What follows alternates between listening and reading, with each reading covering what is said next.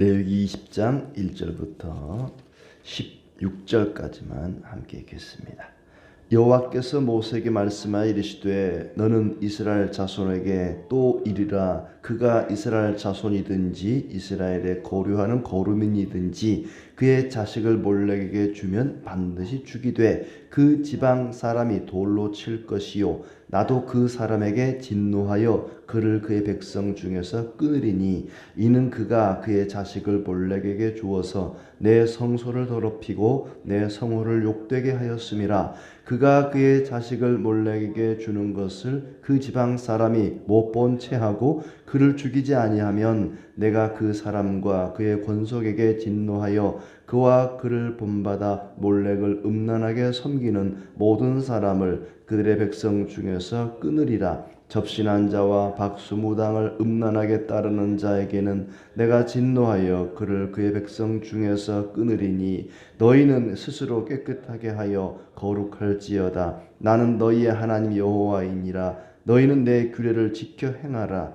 나는 너희를 거룩하게 하는 여호와이니라. 만일 누구든지 자기 아버지나 어머니를 저주하는 자는 반드시 죽일지니 그가 자기 아버지나 어머니를 저주하였은즉 그가 그의 피가 자기에게로 돌아가리라. 누구든지 남의 아내와 간음하는 자 곧 그의 이웃의 아내와 간음하는 자는 그 간부와 음부를 반드시 죽일지니라. 누구든지 그의 아버지 아내와 동침하는 자는 그의 아버지의 하체를 범하였은즉 둘 다 반드시 죽일지니 그들의 피가 자기들에게로 돌아가리라. 누구든지 그의 며느리와 동침하거든 둘 다 반드시 죽일지니 그들이 가증한 일을 행하였음이라. 그들의 피가 자기들에게로 돌아가리라. 누구든지 여인과 동침하듯 남자와 동침하면 둘 다 가증한 일을 행함인즉 반드시 죽일지니 자기의 피가 자기에게로 돌아가리라. 누구든지 아내와 자기의 장모를 함께 데리고 살면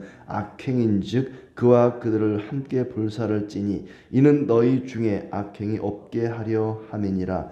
남자가 짐승과 교합하면 반드시 죽이고 너희는 그 짐승도 죽일 것이며 여자가 짐승에게 가까이 하여 교합하면 너는 여자와 짐승을 죽이되 그들을 반드시 죽일지니 그들의 피가 자기들에게로 돌아가리라. 아멘.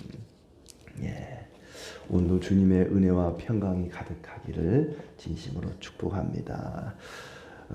계속해서 레위기 말씀은 제사법에 이어서 생활 속에서 우리의 삶 속에서 어떻게 거룩하게 살 것인가, 거룩을 예배당 안에서만 예배 시간에만 추구하는 것이 아니라 일상의 삶 속에서도 거룩을 추구할 수 있도록, 거룩은 예배당 안에서만 우리가 나타내는 것이 아니라 일상의 삶 속에서 실제로 거룩하게 살아가기를 하나님은 원하셨습니다.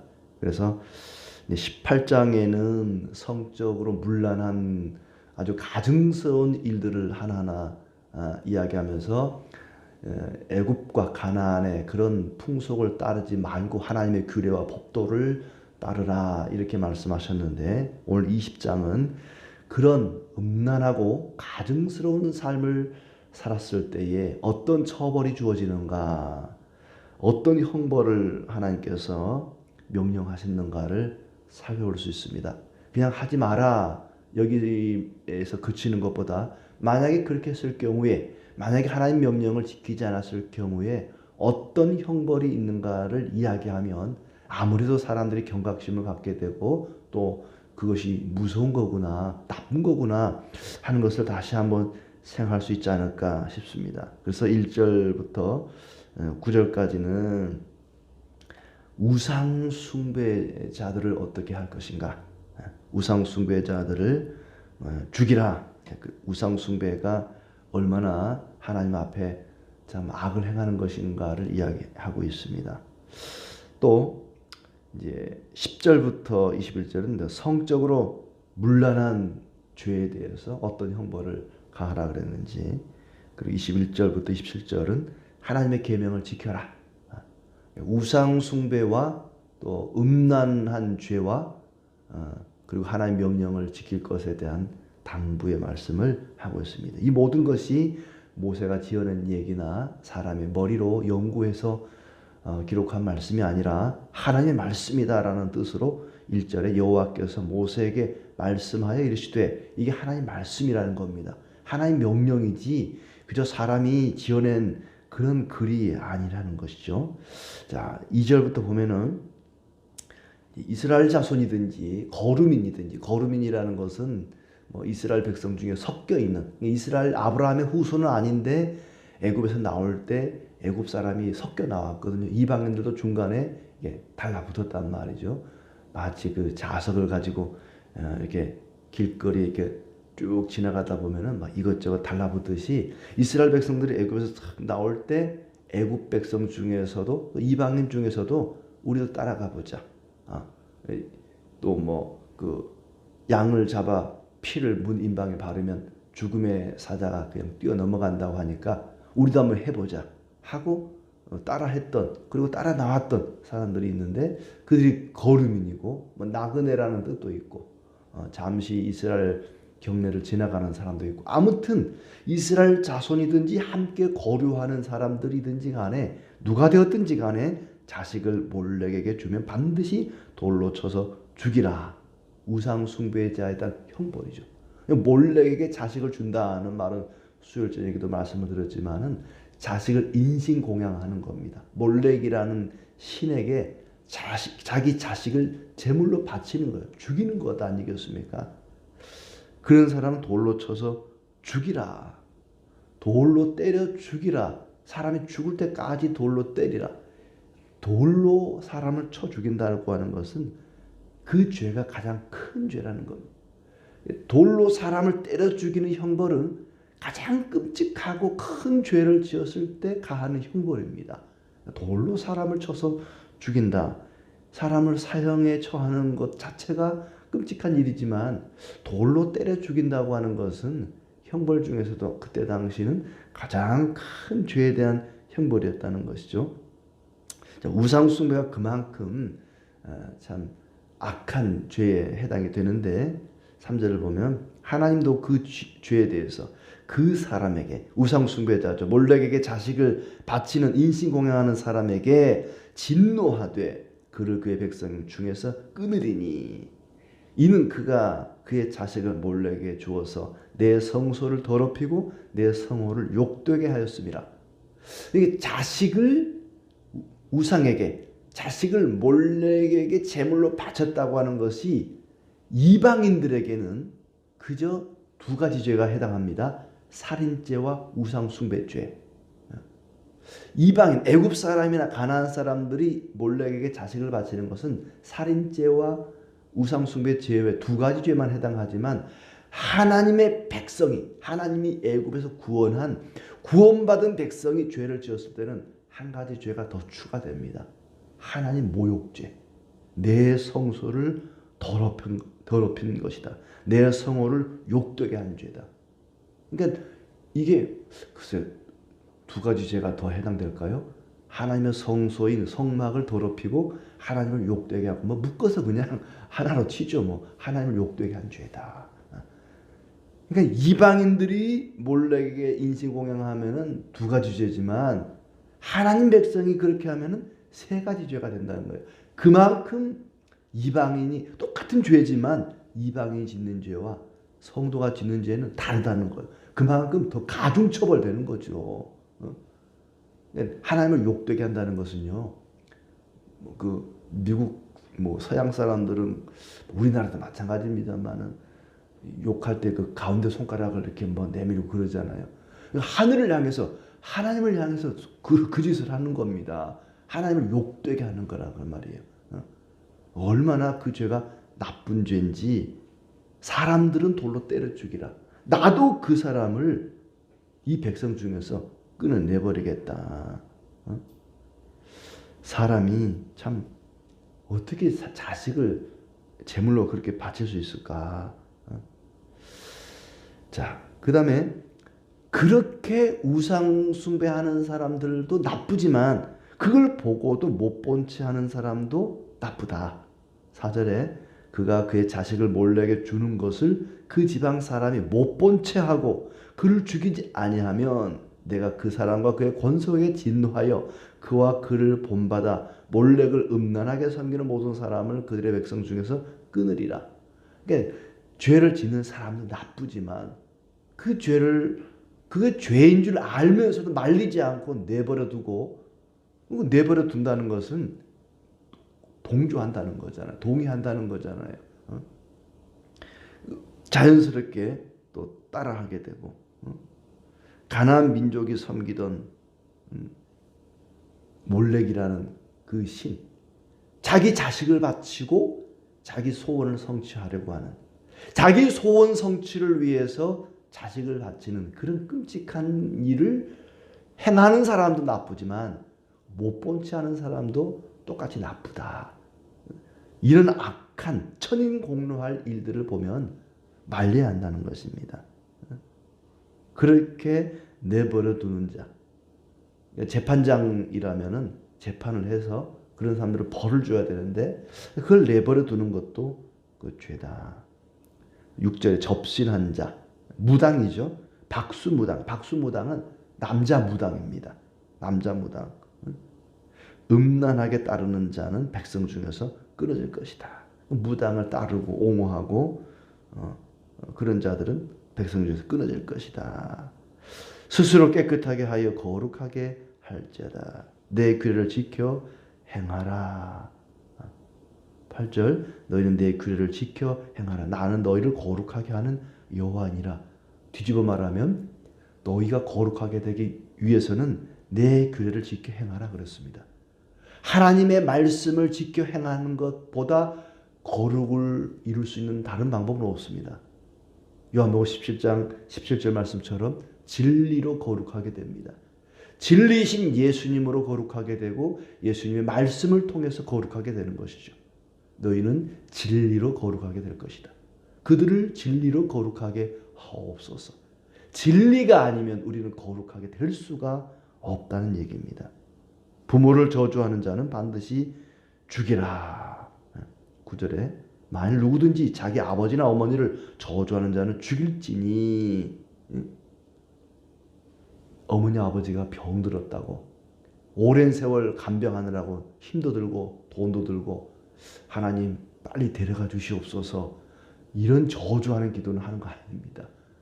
부모를 저주하는 자, 그냥 병이라도 들어버렸으면 좋겠다, 빨리 그냥 갔으면 좋겠다, 이런 저주하는 자들은 하나님이 가만두지 않겠다 그렇습니다. 아주 폐륜적이고 반인륜적인 사람들이죠. 그 다음에 10절부터는 성적으로 문란한 죄에 대한 형벌입니다. 남의 아내와 간음하는 자는 둘 다 죽이라. 어머니 하체, 며느리 또 동성애자, 아내와 장모를 함께 데리고 사는 자, 함께 그들을 불살라야 한다. 아주 반인륜적인 그런 죄들이죠. 짐승과 교합하는 자, 짐승과 함께 죽이라. 등등 이모, 고모, 수모, 숙모, 형제, 아내를 범하면 자식이 없이 죽을 것이다. 그만큼 이런 일들이 비일비재했고 또 당연시 여겨졌고 그리고 그 죄가 엄중하다 보니까 18장에서도 얘기하고 여기서도 얘기하고 반복해서 얘기한다는 것은 그만큼 엄중하다는 얘기입니다. 이 모든 음란하고 문란한 일들을 깨끗하게 정결하게 하고 거룩하게 할 수 있는 방법은 하나님의 계명을 지키는 길밖에 없다. 그래서 21절부터는 하나님의 계명을 지키도록 말씀하고 있습니다. 22절부터 너희는 나의 모든 규례와 법도를 지켜 행하라. 그리하여야 내가 너희를 인도하여 거주하게 하는 땅이 너희를 토하지 아니할 것이다. 거룩하게 살면 거룩하신 하나님이 함께 하시고, 거룩하신 하나님이 함께 하시면 그것이 바로 축복입니다. 하나님이 동행하는 것, 하나님과 함께하는 것, 그것 자체가 우리에게는 축복이고 하나님께서 우리에게 더 큰 은혜와 복을 내려주실 것입니다. 그렇게 거룩하기 위해서는 하나님의 계명, 하나님의 규례와 법도를 지켜 행하는 것입니다. 가나안 풍속을 따르지 말라. 세상 풍속을 따르지 않고 하나님의 계명을 지켜라. 그리하면 너희가 땅을 기업으로 얻게 될 것이다. 24절 내가 전에 너희에게 이르기를 너희가 그들의 땅을 기업으로 받을 것이라. 젖과 꿀이 흐르는 땅을 너희에게 주어 유업을 삼게 하리라. 너희는 만민 중에서 구별한 너희 하나님 여호와이니라. 하나님이 그들과 함께한다는 것입니다. 그들은 그들의 하나님을 모신 자들입니다. 하나님을 모신 자들은 당연히 하나님의 규례와 법도를 지켜서 하나님과 함께 하고 하나님이 그들에게 가나안 땅을 기업으로 주는 젖과 꿀이 흐르는 땅을 상급으로 받는 그런 은총이 주어질 것입니다. 누구에게요? 하나님을 모시고 사는 하나님과 동행하는 사람. 근데 하나님과 동행한다, 하나님 모시고 산다 그러면서 거룩하지 않으면 이런 음란하고 또 끔찍한 우상 숭배를 하게 되면 하나님이 그들과 함께 할 수 없다는 것입니다. 그들은 거룩해질 수가 없는 것이죠. 그리고 25절 정함과 부정함을 구별하라. 그리하여 너희의 몸을 더럽히지 말라. 뭐가 정한 것이고 뭐가 부정한 것이고 새와 짐승과 모든 것들 가운데 뭐가 부정하고 뭐가 정한 것인지를 구별하라. 분별력을 가지라. 우리도 영적인 분별력을 가져야 합니다. 무엇이 거룩하고 무엇이 부정한 것인가를 알아야 거룩한 길을 정한 길을 가지 않겠습니까? 정결한 마음 주시옵소서. 오 주님, 내게 정직한 영을 새롭게 하옵소서. 뭐가 옳고 그른지 분별력을 가져야 되는데 그러기 위해서는 하나님 말씀을 이 주님의 계명을 부지런히 우리가 살펴야 됩니다. 그래야 이게 부정한 삶이구나. 이게 정결한 삶, 거룩한 삶이구나. 분별할 수가 있죠. 그렇지 않으면 우리는 거룩한 길을 갈 수가 없습니다. 접신하거나 또 박수무당이 되거든 돌로 쳐 죽이라. 나에게 거룩하라. 만민 중에서 너희를 구별하였다. 하나님 앞에 우리는 거룩한 삶을 살아야 할 것입니다. 악하고 음란한 삶을 살아서도 안 되겠지만 그런 삶을 보면서도 못 본 채서는 안 될 것입니다. 여기 나오는 이런 내용들, 자식을 인신공양하고 근친상간하는 이런 죄들이, 이런 일들이 세상에 어디 있을까? 그냥 이야기 속에나 성경 속에나 나오는 거지 실제로 이런 사람이 있을까 싶은데 이때 당시는 이런 일들이 그들의 풍속이었다는 거예요. 당연시 여겨지던 일이었다는 것입니다. 몰렉에게 자기 자식을, 어린 자식을 제물로 드리고 동성애와 짐승과 교합하는 일, 그런 일들이 가나안 땅에 너무나 편만했다는 것입니다. 여호수아서가 이해가 됩니다. 하나님이 여호수아를 통해서 가나안 땅을 정복하라. 그냥 단순히 땅만 빼앗는 것이 아니라 그 땅에 살고 있는 모든 것들, 사람과 어린 아이와 자녀들, 짐승까지 다 멸절을 시키라 그랬습니다. 싹 쓸어버리라 그랬습니다. 왜 그랬을까요? 이런 일들이 있었기 때문인 것입니다. 사람이 얼마나 욕심이 가득하면 자기 소원을 이루기 위해서 자식을 바치겠습니까? 사람은 본디 자식을 사랑하는 마음이 있기 때문에 아무리 못된 부모라도 자녀를 사랑으로 대합니다. 그런데 내 소원을 이루기 위해서 내가 뭔가 갖고 싶은 게 있어서 그걸 가지기 위해, 그걸 얻기 위해 자식을 인신공양을 한다니까요. 그런 못된, 그런 악한 부모가 어디 있겠습니까?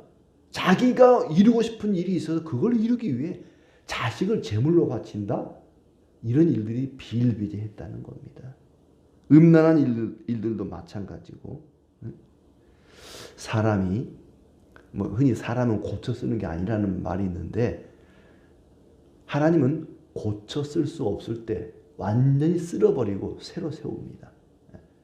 이 건물이 어느 정도 수리해서 쓸 수 있는 건물은 그리고 리모델링 하겠지만은 그럴 수 없는 건물을 완전히 부셔버리고 새로 짓는 것처럼 가나안 땅에 살고 있는 사람들은 더 이상 그냥 고쳐 쓸 수 있는 사람이 아닌 거예요.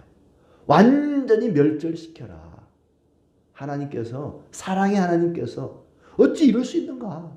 어떻게 하나님은 사랑이라 그러면서 여호수아를 보니까 가나안 땅에 살고 있는 사람들 다 쓸어버리라, 다 죽여버리라, 다 없애버리라. 어떻게 이럴 수 있지? 이 내용을 보면 그럴 수밖에 없었구나. 왜 그랬는지, 왜 여호수아서에 그렇게 말씀하셨는지 이 말씀을 보면은 이해가 됩니다. 멸절밖에 답이 없다고 여겼던 것입니다. 우리는 오늘도 거룩하고 정결한 삶, 성도답게 살아야 할 것입니다. 그렇지 않으면 세상 사람들이 짓는 죄에다가 하나님을 욕되게 하는, 하나님의 성소를 더럽히는 죄를 더하게 되는 것입니다. 정결한 삶을 위해서 예수 그리스도를 믿고 의지하고 그의 말씀을 따라 살아감으로써 하나님이 우리와 함께 하시고 하나님의 축복이 가득하기를 진심으로 기원합니다.